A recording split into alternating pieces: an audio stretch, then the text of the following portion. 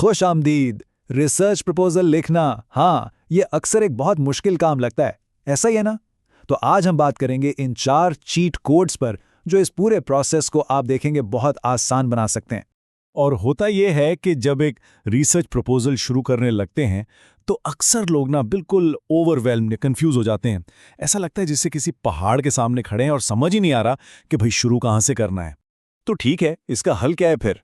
परेशान ना हो, ये 4 ऐसी स्ट्रैटेजीज हैं या चीट कोड्स कह लें जो इस कंफ्यूजन से निकालकर बिल्कुल एक क्लियर डायरेक्शन दे देंगी। तो सबसे पहला और शायद सबसे जरूरी हैक, प्रपोजल का एक लफ्ज भी लिखने से पहले इसकी एक मजबूत बुनियाद कायम करना।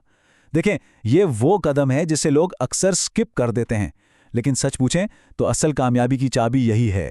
तो ये बुनियाद है क्या? ये 3 सवालों पर खड़ी है: क्या, क्यों और कैसे। सबसे पहले क्या, यानी आपका टॉपिक क्या है, बिल्कुल वाज़ेह करना है कि रिसर्च किस चीज़ पर हो रही है। फिर आता है क्यों, इस रिसर्च का मकसद क्या है, इसकी ज़रूरत क्यों पेश आई। और आखिर में कैसे, मतलब आपका तरीकाकार क्या होगा, डेटा कहाँ से आएगा, उसे एनालाइज कैसे करेंगे। इन तीनों सवालों का साफ साफ जवाब ही आपके प्रोजेक्ट को वो मजबूती देगा जिसकी इज्जत ज़रूरत है। अच्छा, बुनियाद तो बन गई। अब चलते हैं अपने दूसरे हैक की तरफ, और ये फोकस करता है उस एक मंतकी कनेक्शन पर जो पूरी प्रपोजल को आपस में जोड़कर रखता है।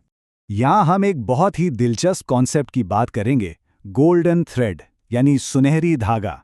अब ये है क्या? ये वो नजर ना आने वाला लेकिन इंतहाई अहम लॉजिकल लिंक है जो आपकी रिसर्च के हर हिस्से को प्रॉब्लम से लेकर कंक्लूजन तक आपस में पिरोता है। और यही वो चीज है जो आपके रिसर्च प्लान को मजबूत और काबिले दिफा बनाती है। तो देखें ये काम कैसे करता है। सबसे पहले लिटरेचर में एक रिसर्च गैप ढूंढते हैं, फिर इस गैप को पुर करने के लिए अपना रिसर्च का मकसद बनाते हैं। इस मकसद से रिसर्च के सवालात निकलते हैं और इन सवालों के जवाब ढूंढने के लिए रिसर्च के मकासद डिफाइन किए जाते हैं। देख रहे हैं, हर चीज पिछली चीज से जुड़ी हुई है, सब कुछ एक ही सिमत में जा रहा है। और ये मिसाल इस बात को बहुत खूबसूरती से समझाती है। इसको हल्का मत लीजिएगा। अगर इस सुनहरी धागे में शुरू में ही एक छोटी सी भी गलती रह गई ना, तो जैसे जैसे प्रोजेक्ट आगे बढ़ेगा वो खला बढ़ते जाएंगे और आखिर में ऐसा बिखराव पैदा होगा जिसे संभालना लगभग नामुमकिन हो जाता है।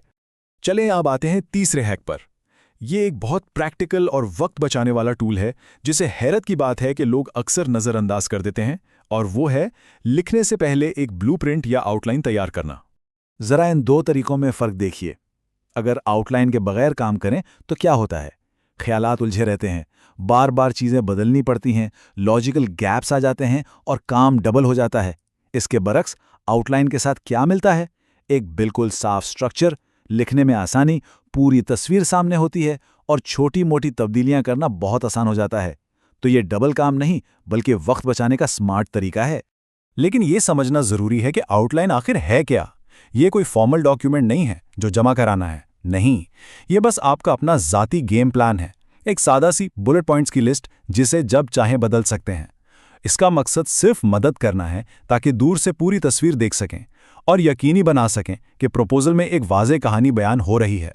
और अब हम पहुंचते हैं अपने आखिरी और शायद सबसे अहम हैक पर, अपनी बात मनवाना, यानी एक मजबूत पिच तैयार करना। हमेशा याद रखें, एक रिसर्च प्रपोजल सिर्फ इन्फॉर्मेशन का एक मजमुआ नहीं है, ये एक दलील है, एक आर्ग्यूमेंट है। हर कायल करने वाली प्रपोजल 2 स्तूनों पर खड़ी होती है। पहला है सिग्निफिकेंस, यानी अहमियत, यानी ये रिसर्च ज़रूरी क्यों है, इससे फील्ड में क्या फ़र्क पड़ेगा। दूसरा सुतून है वायबिलिटी या इम्कान, यानी क्या ये रिसर्च करना मुमकिन भी है, क्या तमाम वसाइल, वक्त और अखलाकी पहलू काबू में है। और याद रखें, एक के बगैर दूसरा बेमानी है। रिसर्च दुनिया बदलने वाली हो सकती है, लेकिन अगर वो प्रैक्टिकल नहीं है तो वो अप्रूव नहीं होगी। और यही सबसे ज़रूरी बात है, अपने प्रपोजल को एक सेल्स पिच की तरह देखें। इसका बुनियादी काम अपने असेसर को, अपने सुपरवाइजर को इस बात पर कायल करना है कि आपका आइडिया वाकई कीमती है और इसे पूरा भी किया जा सकता है। उन्हें ये यकीन दिलाना है कि ये आइडिया ना सिर्फ अहमियत रखता है बल्कि इसे कामयाबी से अंजाम तक भी पहुंचाया जा सकता है। तो चलें इन 4 चैट कोड्स का एक क्विक रिकैप कर लेते हैं। नंबर 1, क्या, क्यों और कैसे को बिल्कुल फाइनल कर लें। नंबर 2, अपने गोल्डन थ्रेड को आपस में मजबूती से जोड़ दें। नंबर 3, अपना ब्लूप्रिंट यानी आउटलाइन जरूर तैयार करें। और नंबर 4, अपनी रिसर्च की अहमियत और इसका मुमकिन होना दोनों पर जोर दें। और आखिर में अपने आप से ये सवाल पूछें, क्या मेरी प्रपोजल सिर्फ इन्फॉर्मेशन दे रही है या ये वाकई किसी को कायल करने के लिए बनाई गई है? इन हैक्स को इस्तेमाल करें और अपने काम को एक नई नज़र से देखें। अगर इस सिलसिले में मजीद रहनुमाई दरकार हो तो पार्किंग की टीम से ज़रूर राब्ता करें।